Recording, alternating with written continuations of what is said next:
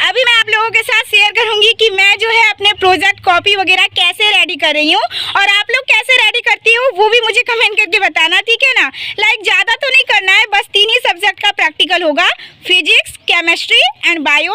और केमिस्ट्री का काफ़ी सारा पोर्शन तो मैंने ऑलरेडी कंप्लीट कर लिया है, लेकिन फिजिक्स और बायो अभी तक स्टार्ट भी नहीं किया है, तो कुछ ही दिन बाकी है और मुझे बहुत सारा काम करना है यार। तो भैया सबसे पहले अगर बात करें तो अपने स्कूल के प्रोजेक्ट को बनाने के लिए मैं क्या क्या यूज़ कर रही हूँ वो मैं पहले आप लोगों को दिखा देती हूँ। वैसे भैया ऐसा कुछ खास तो नहीं है, जो भी नॉर्मल चीज़ें लगती है वही यूज़ कर रही हूँ। सबसे पहले तो मैंने ना ये पूरा प्रोजेक्ट का जो भी सीट होता है ना वो मैंने पूरा 2 बंडल ही ले लिया है, क्योंकि यार मुझे भी कोई आइडिया नहीं था कि पता नहीं तीनों सब्जेक्ट को मिलाकर कितने सीट्स लग जाएंगे। बट भैया अभी ना केमिस्ट्री का काफ़ी मेजर पोर्शन कंप्लीट हो चुका है, बट फिर भी देखो बहुत सारे सीट्स ना अभी इसी बंडल में से बच गए हैं, तो मुझे लगता है कि एक ही बंडल काफ़ी है, इसी में हो जाएगा। एंड भैया इसके बाद ना मैंने 3 प्रोजेक्ट फाइल भी ली है, क्योंकि इसी में अपने सारे प्रोजेक्ट्स को लगाकर सबमिट करना है ना, उसके लिए physics, chemistry and bio. And साथ में जो भी इम्पोर्टेंट पॉइंट्स वगैरह होते हैं ना उन्हें हाईलाइट करने के लिए मैंने पूरा ये एक पैकेट ना हाईलाइटर भी ले लिया है, क्योंकि हाईलाइट कर देते हैं ना तो काफ़ी अच्छा लगता है, मतलब प्रोजेक्ट काफ़ी देखने में भी सुंदर लगता है और हम जब एक बार रिवीजन भी करते हैं ना तो समझ में आता है कि हाँ ये सारी चीज़ें इंपॉर्टेंट है इस टॉपिक में। और इसके बाद बस ये स्टिकी नोट्स आप लोग तो जानते ही हो, अगर कुछ इंपॉर्टेंट फार्मूला वगैरह हो गया या तो अगर इंट्रोडक्शन हो गया, ऊपर की हेडिंग हो गई, वो मैं लिख कर ना इसमें ऐसे चिपका देती हूँ। तो बस भैया यही थोड़े बहुत जो सिंपल सी चीज़ें हैं वही मैं यूज़ कर रही हूँ। और इसके बाद बस 2 कलर के पेन, एक ब्लू और एक ब्लैक कलर के पेन से जो भी इंपॉर्टेंट हेडिंग वगैरह है वो लिखती हूँ और ब्लू से बाकी पूरा असाइनमेंट्स रेडी कर रही हूँ। सो ये रही मेरी प्यारी सी केमिस्ट्री की फाइल। चलो मैं आप लोगों को पूरा ही अच्छे से एक्सप्लेन करके दिखाती हूँ, है ना। तो फर्स्ट पेज में तो आप लोगों को बताया नेम वगैरह लिखना होता है और जिस भी टॉपिक पर हमने अपना प्रोजेक्ट बनाया है, अंदर हमने जिस भी एक्सपेरिमेंट वगैरह के बारे में एक्सप्लेन किया है उसकी जो मेजर हेडिंग्स है ना वो हमें यहाँ पे लिखनी होती है, ताकि सर ना एक बार इसे देख ले, एक बार क्रॉस चेक कर ले, बाकी सर का जो साइन वगैरह है वो यहाँ पे ही आता है ना। तो वो तो आप लोगों को पता ही है। तो ये बस फर्स्ट पेज हो गया उसका, और ये देखो यहाँ से मेरा प्रोजेक्ट स्टार्ट होता है। एंड यार आप लोग ना मुझे कमेंट करके ज़रूर बताना, ठीक है ना, मेरा प्रोजेक्ट कैसा है, क्योंकि यार मैंने काफ़ी ज़्यादा मेहनत की है। ऐसा नहीं है कि कहीं से कॉपी पेस्ट किया है, क्योंकि आप लोग खुद समझो कि पहले खुद से पढ़ो, फिर उसको समझो, उसके बाद समझने के बाद थोड़ा और रिसर्च करो उसके बारे में, फिर खुद से अपनी लैंग्वेज में बनाकर लिखो, तो काफ़ी ज़्यादा एफर्ट्स भी लगते हैं, मेहनत भी लगता है ना। बट हम लोग मेहनत करने में कभी भी पीछे नहीं रहेंगे, मेहनत आगे भी करते रहेंगे। तो बस जो भी पढ़ना है रट कर नहीं समझ कर पढ़ना है, बस यही अप्रोच हमेशा रखना अपनी लाइफ में, ठीक है ना। तो सबसे पहले ना बेसिकली मैंने अपना जो पूरा केमिस्ट्री का जो भी प्रोजेक्ट है ना वो इस पर रेडी किया है, कि जितने भी सारे बेसिकली जो ऑर्गेनिक केमिस्ट्री होती है ना फ्रेंड्स, उसी से रिगार्डिंग मैंने अपना पूरा प्रोजेक्ट रेडी किया है।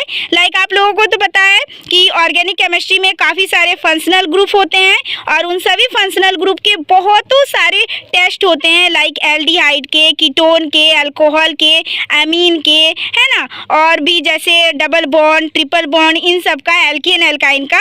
तो उन सभी का जो भी टेस्ट होता है, काफ़ी सारे हमने इसमें टेस्ट पढ़ा है क्लास 12th में, क्योंकि यार देखो हमारे स्कूल में ना वैसे लैब वगैरह की कोई सुविधा नहीं है, तो प्रैक्टिकली ज़्यादा चीज़ें तो हमें स्कूल में नहीं कराई गई है। बट हाँ जो ऑर्गेनिक केमिस्ट्री है उसमें जितने भी सारे जो टेस्ट वगैरह है ना उसके बारे में सर ने बताया था, तो मैंने सोचा कि चलो मुझे यही आता है ना, तो मैं भी इसी पर अपना जो प्रोजेक्ट है वो रेडी करूंगी।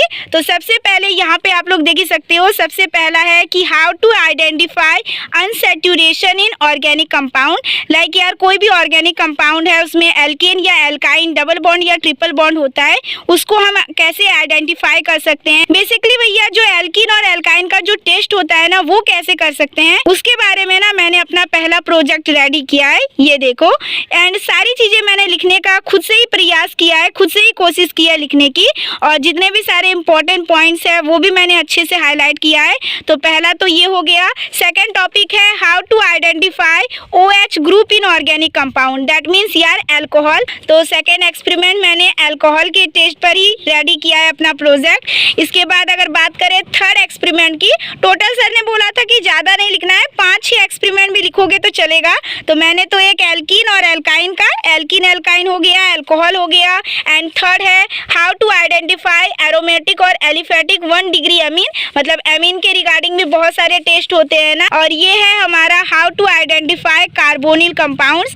आप लोगों को तो पता है फ्रेंड्स कि बहुत सारे कार्बोनिल कंपाउंड्स होते हैं, जैसे कि एल्डिहाइड हो गया, कीटोन हो गया, कार्बोक्सिलिक एसिड हो गया। तो उन सभी फंक्शनल ग्रुप के आइडेंटिफिकेशन के लिए भी बहुत सारे हम लोगों ने टेस्ट वगैरह पढ़े हैं, सर ने पढ़ाया है। लाइक आप लोगों ने भी पढ़ा होगा जो भी 12th के स्टूडेंट होंगे, Tollen reagent test, Fehling solution test, है ना, आयोडोफॉर्म टेस्ट। तो सारी चीजें मैंने उसी पर ही अपना पूरा प्रोजेक्ट रेडी किया है। ये देखो 5वां जो टेस्ट है ना वो है आयोडोफॉर्म टेस्ट। तो ऑलरेडी ना मैंने 5 एक्सपेरिमेंट तो लिख लिए हैं, क्योंकि देखो सबसे पहले एल्कीन एल्काइन का एक हो गया, इसके बाद अल्कोहल का हो गया, एलिफेटिक और एरोमेटिक अमीन हो गया, इसके बाद कार्बोनिल कंपाउंड्स हो गया, एल्डिहाइड, कीटोन, कार्बोक्सिलिक एसिड। नहीं, उसमें ना सिर्फ मैंने एल्डिहाइड और कीटोन के बारे में ही लिखा है। आयोडोफॉर्म टेस्ट में भी एल्डिहाइड और कीटोन के बारे में ही लिखा है। बस अभी ना मुझे एक ही एक्सपेरिमेंट लिखना बाकी है, क्योंकि मैंने सोचा है कि चलो 6 एक्सपेरिमेंट मैं ना लिख कर कंप्लीट करती हूँ। 5 ऑलरेडी हो चुके हैं, तो बस एक और एक्सपेरिमेंट के बारे में हमें लिखना है, जिसमें ना मैं कार्बोक्सिलिक एसिड के बारे में लिखूंगी। लाइक कार्बोक्सिलिक एसिड को कैसे आइडेंटिफाई करेंगे, उससे रिलेटेड जितने भी सारे टेस्ट वगैरह है वही लिखना है। अभी यार मेरी जो फीलिंग है ना फ्रेंड्स, मैं उसे बिल्कुल भी वर्ड्स में डिस्क्राइब नहीं कर सकती हूँ। आप में से बहुत सारे लोग जो भी हॉस्टल में अपनी घर से, फैमिली से दूर रह रहे होंगे ना, वो इस चीज से ना ज्यादा रिलेट कर सकेंगे, है ना। मतलब यार भले ही ना हम सभी को स्टार्टिंग में ऐसा लगता है कि चलो अब ना हॉस्टल में रहेंगे, एकदम मस्त बिंदास होकर अकेले रहेंगे, कोई रोकने टोकने वाला नहीं होगा। घर में तो हर बात के लिए ना डांट सुननी पड़ती है, ताने सुनने पड़ते हैं, वगैरह वगैरह।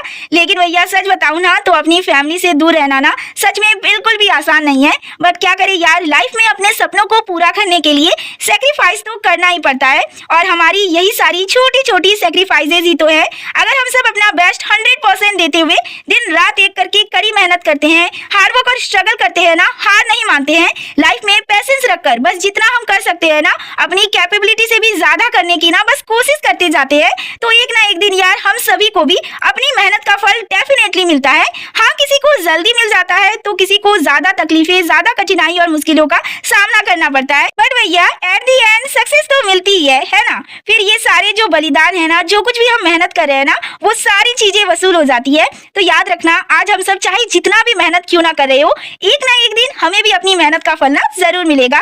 और आज हम सब जो कुछ भी कर रहे हैं अपनी इसी छोटी सी प्यारी सी फैमिली के लिए ही तो कर रहे हैं ना, उनके बेटर फ्यूचर के लिए कर रहे हैं। क्योंकि यार अगर हमारा फ्यूचर सिक्योर होगा ना, तभी तो हम सब अपनी फैमिली को भी एक बेटर फ्यूचर दे पाएंगे, है ना। काफी सारे लोग होंगे मेरी तरह आप में से, जिनके मम्मी पापा को, जिनके पेरेंट्स को ना अपनी लाइफ में अपने पेरेंट्स से वो सारी चीजें, वो सारी फैसिलिटीज नहीं मिल पाई जो कि फिलहाल जो है हमारे पेरेंट्स हमें दे रहे हैं। हमारे लिए जितना कुछ भी वो कर रहे हैं ना, इसलिए हमारे लिए जो कुछ भी वो कर रहे हैं, हमारी भी तो रिस्पॉन्सिबिलिटी बन रही है ना उसके बदले में, कि आने वाले टाइम में हम भी अपने मम्मी पापा को ना, अपनी फैमिली को एक बेटर लाइफस्टाइल दे सके। जैसे फिलहाल वो हमारी हर छोटी सी छोटी जरूरतों का ध्यान रखते हैं, हमें किसी भी चीज की कमी नहीं होने देते हैं। तो एटलीस्ट भैया हमें भी तो इस काबिल बन जाना है ना, कि आने वाले समय में, फ्यूचर में जब भी हमारे पेरेंट्स को हमारी सबसे ज्यादा जरूरत हो ना, तो हम सब भी इस काबिल हों कि हम सब भी ना उनके साथ खड़े रह सके, उन्हें हर वो खुशी दे सके।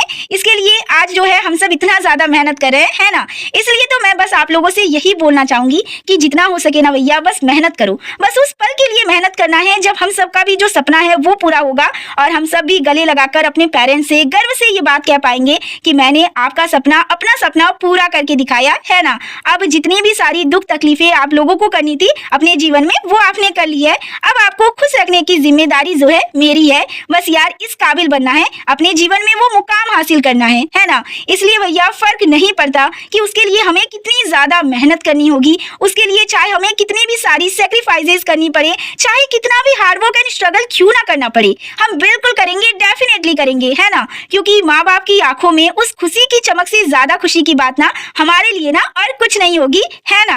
आज पैरों में छाले हैं, कल चित कमर हम लगाएगा, खुदा का ये वादा है, तू मेहनत का फल पाएगा, तू मेहनत का फल पाएगा, तू मेहनत का फल पाएगा।